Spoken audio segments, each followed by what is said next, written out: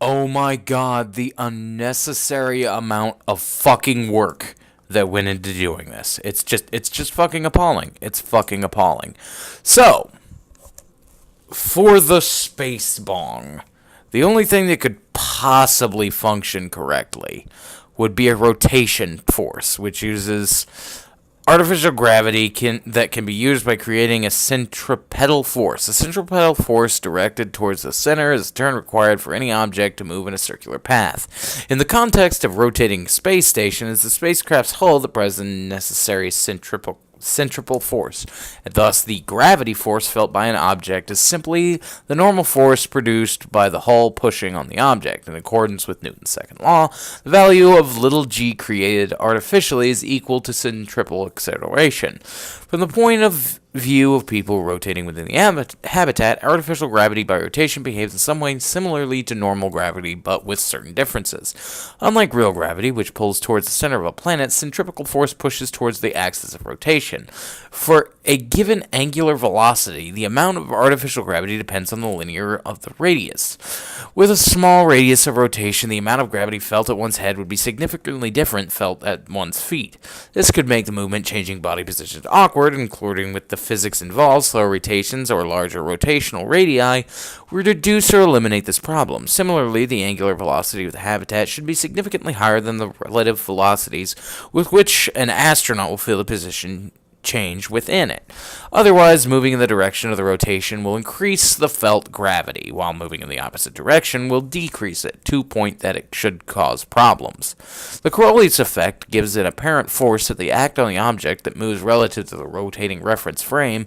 This apparent force acts at right angles in the motion and rotation axis and tends to curve the motion in the opposite sense of the habitat's spin. If an astronaut inside a rotating artificial gravity environment moves towards or away from their axis of rotation, he or she will feel a force pushing him or her towards or away from the direction of the spin. These forces act on the inner ear and can cause dizziness, nausea, and disorientation. Lengthening the period of rotation, slower spin rate, reduces the Coriolis force and its effects. It is generally believed that 2 RPMs or less, no adverse effect from the Coriolis force will occur, although humans have been shown to adapt to rates as high as 23 RPMs. It's not yet known if very long exposures to high level of Coriolis forces will increase the likelihood of becoming accustomed.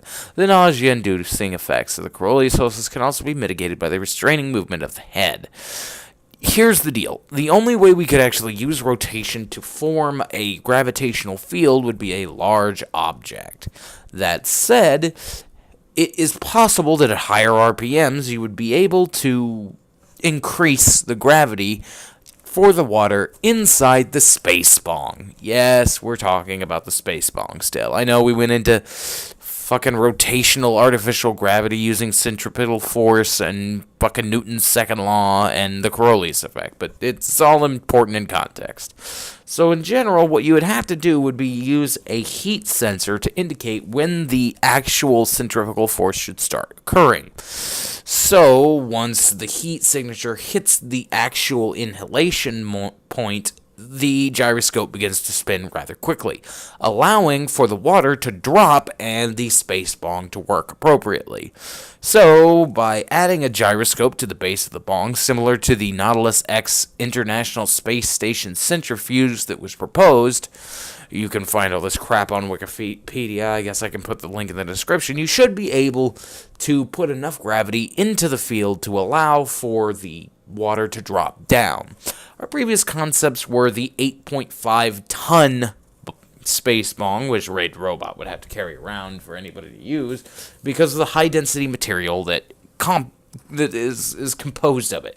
We were thinking about using a gravitational singularity, but the fact that eventually everything could be sucked into the bong, including the user, would also be a huge danger. So the only way we decided to make the space bong was with this spinning, rotating gyroscope. So thank you all for watching, and the Space Bong Chronicles will no doubt continue into the future. Have a wonderful day. God damn it, Cog. Why the fuck do your streams have to be so cancerous? Bye!